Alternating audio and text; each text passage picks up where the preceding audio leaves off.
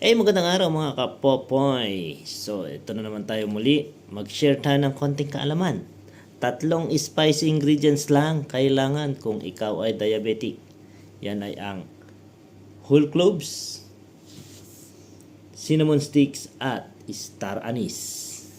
Pakuluan sa 2 basong tubig. Palamigin yung kayang-kaya mong inumin. Inumin 2 beses sa isang araw. Isa sa umaga, isa sa tanghali or sa gabi.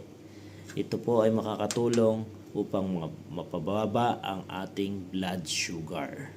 Hindi naman ito para magpagaling ng ating pancreas, pero just to maintain or to balance our sugar level.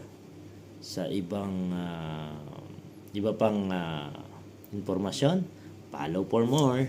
DJ Poy.